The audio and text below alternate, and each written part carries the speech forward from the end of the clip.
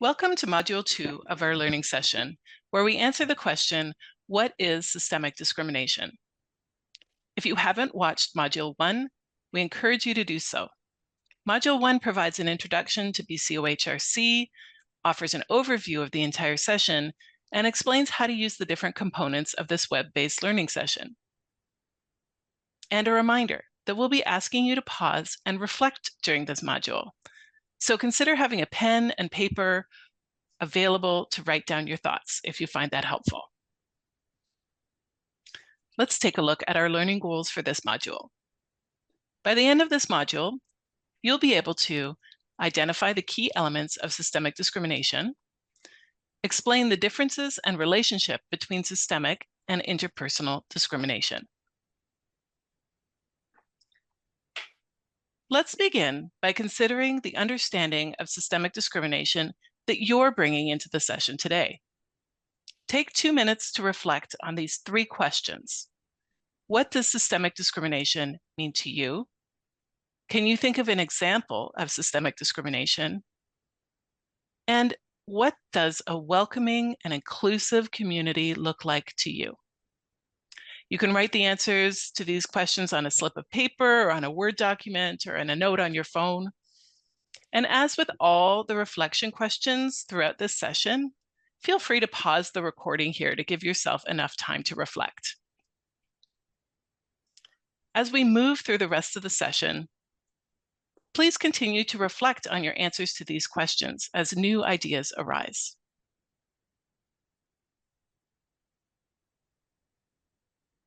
Let's take a moment to consider answers to the 3rd question. What does a supportive, inclusive community look like to you? Usually when asked this question, people share a common vision of a community where differences are valued and people aren't judged or treated differently based on their identity, and that all people and different groups of people are valued in society. Throughout the session, statistics and stories will be shared to highlight how specific groups of people are impacted by systemic discrimination more than others. When we see one group excluded or penalized more highly than others, we may tend to place the blame on the group rather than the system, which is really to blame. As we go through these examples in this session, it's important to keep this in mind.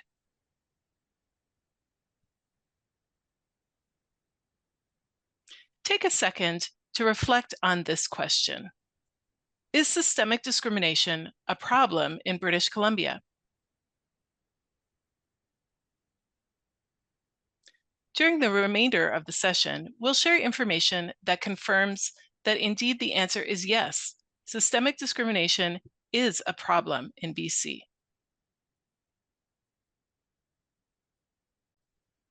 Let's take a look at the answers to this question that we received from our provincial poll.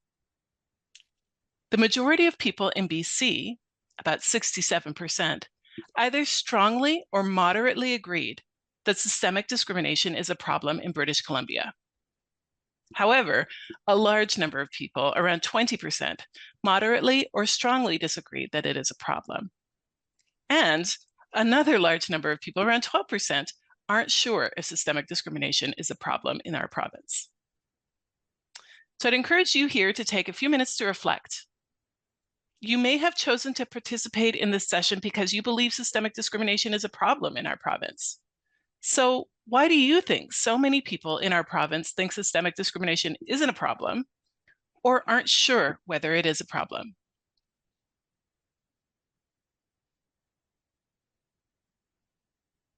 We'll be considering the answers to this question throughout our session. To help illustrate what systemic discrimination is, we'll share some examples. When we think of systemic discrimination, typical examples that often come to mind are about systemic racism. The examples on this slide show how systemic discrimination impacts a variety of groups of people in our society. Compared with men, women earn 68 cents for every dollar and are more likely to work part-time. People with disabilities are twice as likely to live in poverty as those without disabilities. 63% of job seekers aged 45 and older are unemployed for more than a year, compared to 36% of people aged 18 to 24. Let's look at a few more examples. 62% of 2S LGBTQIA+ students across Canada feel unsafe at school. 68% of children and youth in care in BC are Indigenous. At 17% and 21%, Arab and Black Muslims face the highest levels of unemployment in Canada, compared to 7% for white Christians.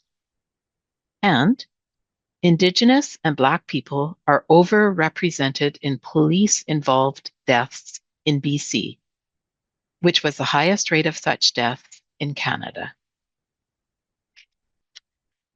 After we have shared several examples, we'll ask you to identify some of the common characteristics of systemic discrimination that are illustrated by these examples. This following scenario was taken from a real case brought to BC's Human Rights Tribunal, which is part of BC's human rights system. The tribunal decided that systemic discrimination against Indigenous people and people with disabilities had occurred. So let's take a look at this scenario. Gladys is a visibly Indigenous woman. She lives in one of the lowest income neighborhoods in the city. She likes to go for coffee at the mall across the street from where she lives. Community members have reported that the mall's security staff has told them they can't enter the mall. They've followed them and they've kicked them out. The mall has what is called an injections policy with what they call a zero tolerance procedure to keep suspicious people and vagrants off the site. The ejections policy tells staff that all suspicious people and vagrants must not be allowed to enter the mall, to approach and remove vagrant or suspicious people right away if they see them, and to follow what they call borderline suspicious people from a close distance. One day, Gladys saw a security guard she recognized at the entrance to the mall. The security guard demanded to know where Gladys was going. She had been confrontational with Gladys before. When Gladys ignored her and kept walking, the security guard followed her. Feeling like a criminal, Gladys turned around and asked angrily, "What's your problem? Why are you harassing me?" The security guard told Gladys she had to leave the mall. Gladys asked to talk to a supervisor, who came and told her that the mall's policy required that she leave. Gladys was upset and said that they were being racist and kicking her out because of how she looked. When another manager came and told Gladys she was causing a disturbance and had to leave, Gladys left the mall. So we've included the link to that scenario in your handouts package in case you'd like to have a look. Let's take a minute to reflect on the statistics, the scenario, and the other examples of systemic discrimination that have been shared to identify some of its key characteristics. Think back to those examples that have been provided. What do they have in common? Feel free to pause the recording at this point while you reflect.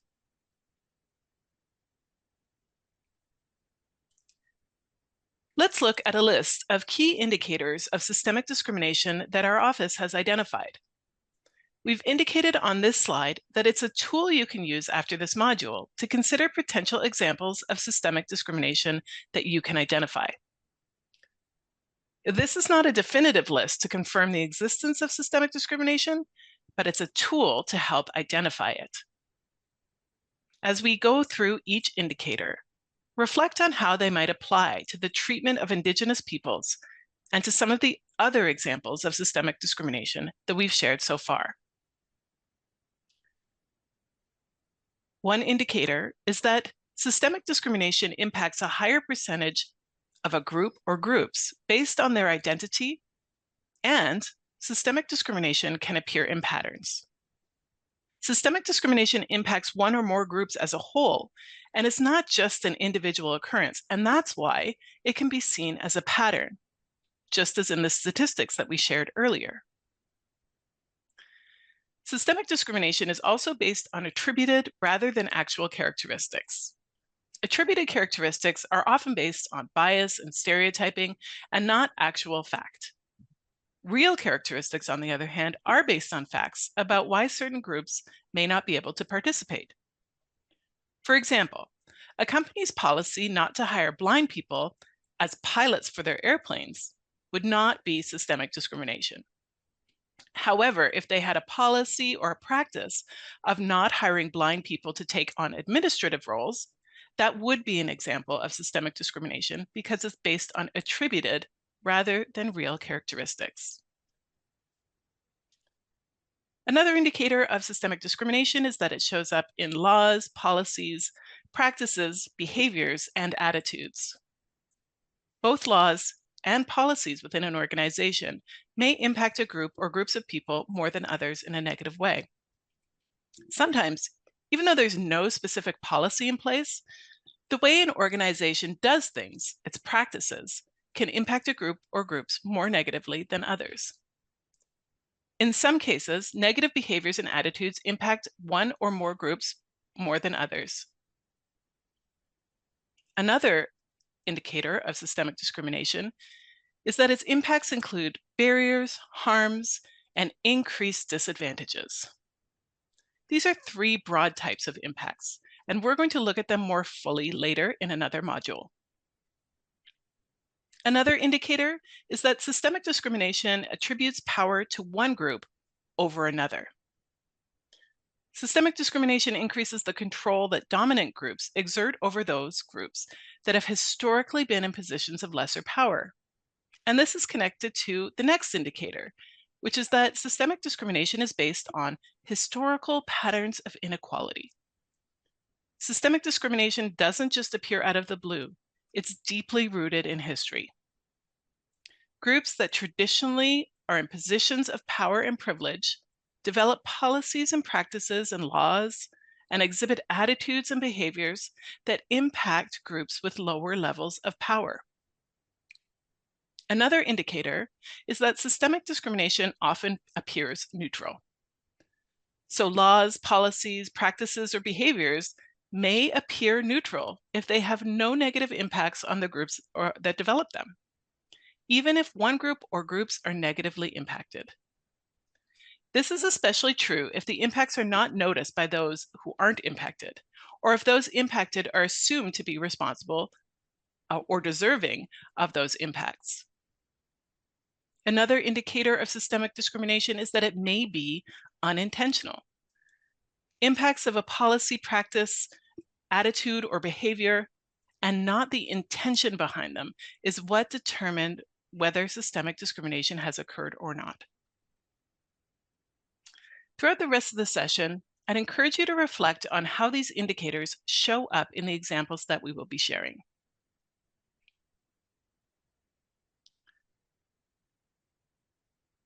Next, let's take a look at the difference between interpersonal and systemic discrimination.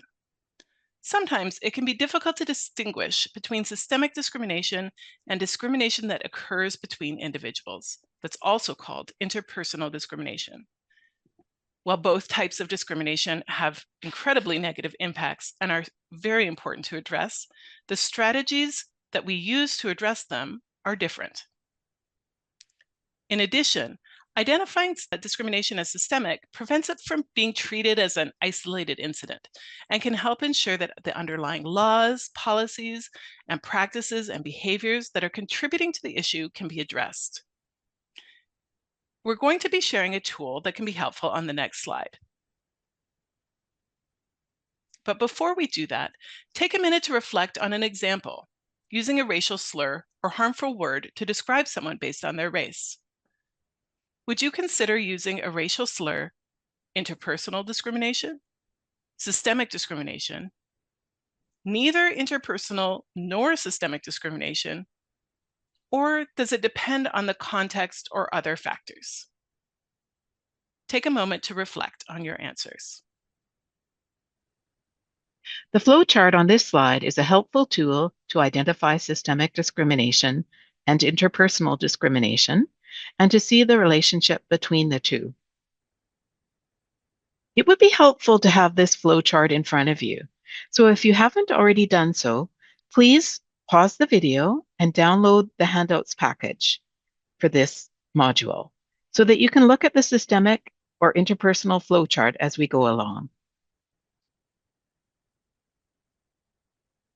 The first question on the flow chart is, are there barriers or harm based on a personal characteristic such as race, gender, or ability?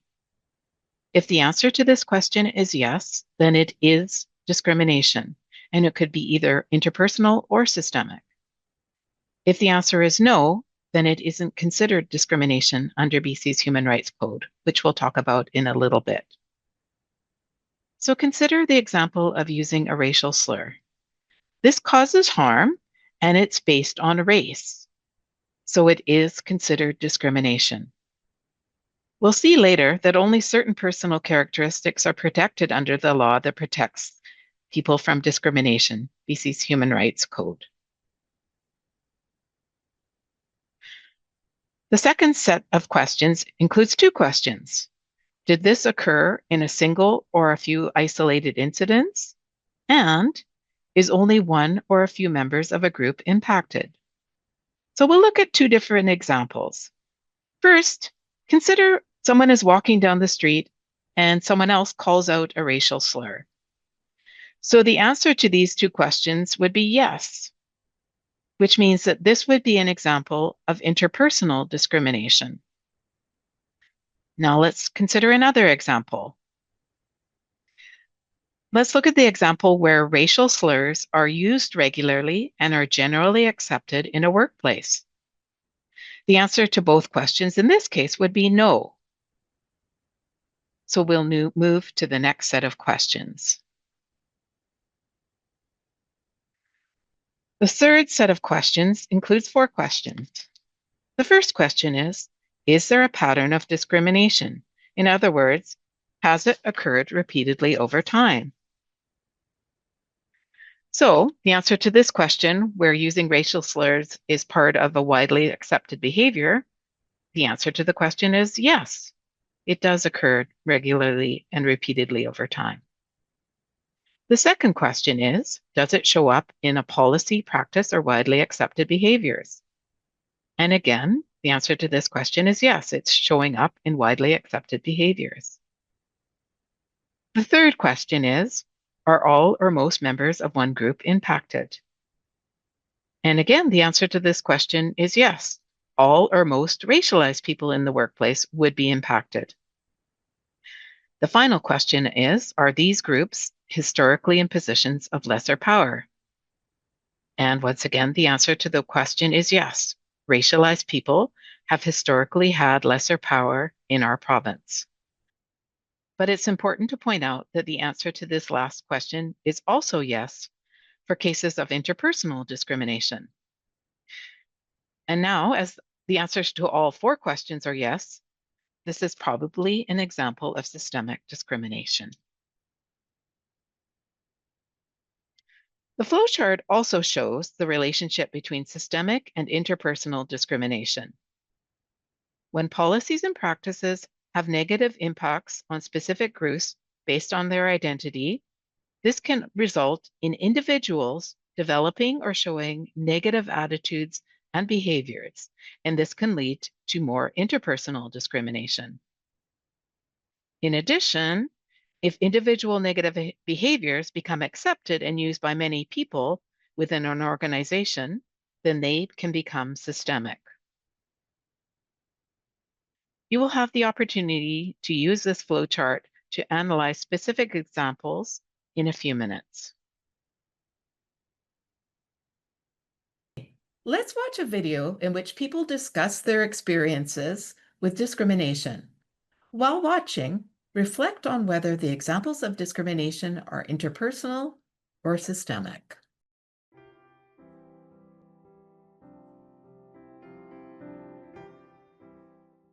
This video shares stories about lived experience with systemic and interpersonal discrimination.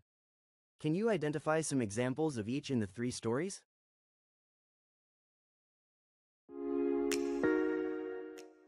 Hello, my name is Kasari Govender, I'm BC's Human Rights Commissioner. I'm Lauren Stinson. I work for Disability Alliance BC as a community advocate. Over 500,000 British Columbians have a disability, and they face discrimination in our schools, in their workplaces, and in public spaces. Just recently, me and my friends went to a restaurant. We phoned ahead of time to make sure it was handicap accessible for a wheelchair user.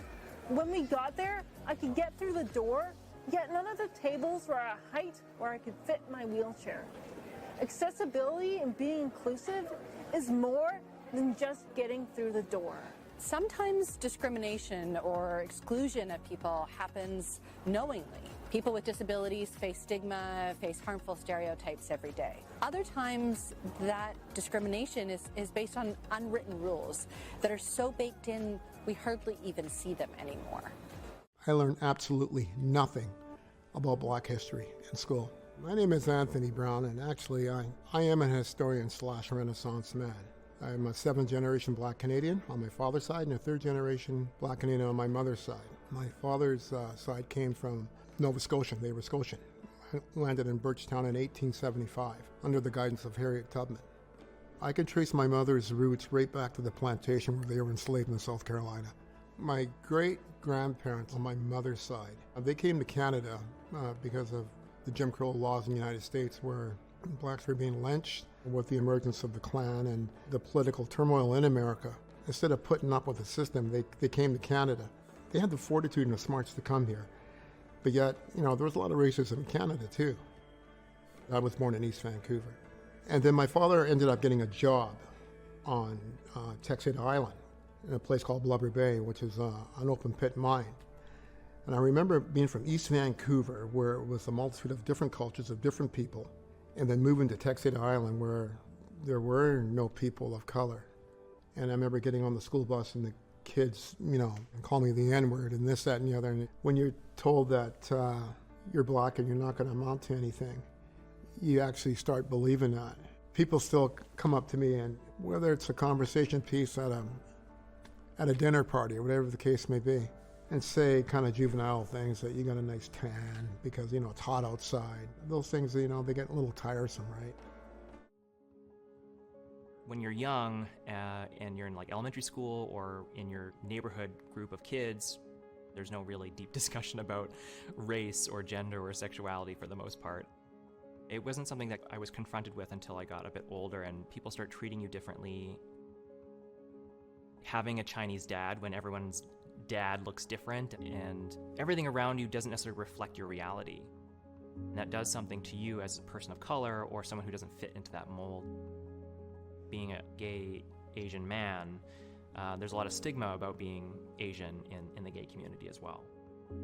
Being a visible minority in a time that we're in right now of the COVID-19 pandemic, Asian hate crimes are skyrocketing. You can be the best model minority you can be, and what model means in this sense is how close to white can you get. It doesn't matter at the end of the day when someone wants to do hateful things to you. Do you see examples of systemic discrimination in your life or the life of someone you care about? What is your story? Let's take a few minutes to reflect on Lauren, Anthony, and Brandon's stories. Did they experience interpersonal discrimination, systemic discrimination, or both? You can use the flowchart on the next slide to support your reflection. Use this flowchart to reflect on the types of discrimination that Lauren experienced based on her disability. Feel free to pause the recording while you do so. In the video, Lauren experienced systemic discrimination. For example, when the tables in the restaurant didn't fit a wheelchair. And she also mentioned the unwritten rule. In the video, Lauren doesn't provide any examples of interpersonal discrimination. I'd also invite you to use this flowchart to reflect on what types of discrimination Anthony experienced as a Black person. Again, feel free to pause the recording. In the video, Anthony experienced both types of discrimination. Some examples of systemic discrimination that were mentioned include no Black history being taught in schools, slavery, Jim Crow laws, and the Klan. And some examples of interpersonal discrimination included being told that you have a nice tan because it's hot outside. And some of the examples that Anthony shared might depend on the context as to whether they're systemic discrimination or interpersonal discrimination. For example, being told you're Black and not going to amount to anything is systemic if it was a common message that he experienced in his school, and interpersonal if only a few individuals were involved. Now let's reflect on Brandon's experiences. What types of discrimination did he experience as a queer person of Asian descent? Feel free to pause the recording. In the video, Brandon describes several examples of systemic discrimination, including when everything around you doesn't reflect your reality, the stigma about being Asian in the gay community, and being a model minority. Brandon also provided examples of interpersonal discrimination, for example, when people start treating you differently, or Asian hate crimes, or when someone wants to do hateful things to you. While individual hate crimes are examples of interpersonal discrimination, BCOHRC's inquiry into hate in the pandemic provided evidence that underlying systemic discrimination contributes to the increasing occurrence of anti-Asian hate crimes. And this is an example of the relationship between systemic discrimination and interpersonal discrimination that's illustrated in the flowchart by the dotted line. Take a minute to reflect on what we've discussed about systemic discrimination. How would you explain it to a colleague, friend, or family member? And once again, you can pause to reflect.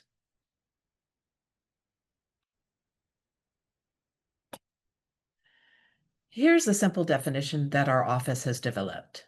Systemic discrimination can be defined as patterns of behavior, policies, or practices that create and maintain the power of certain groups over others, or reinforce the disadvantages of certain groups. Think about how that relates to the definition you came up with.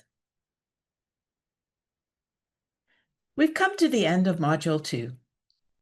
In the next module, we consider the impacts of systemic discrimination, who is impacted, and in what settings. Before proceeding to Module 3, we invite you to download the PDF of the presentation, and if you haven't done so already, to download the handout for Module 2. The handout includes a list of key indicators as well as the flowchart. Consider using these tools to consider whether examples that come to mind in your organization or community are systemic discrimination, interpersonal discrimination, or possibly not discrimination at all. Thanks again for participating in Module 2 of Introduction to Systemic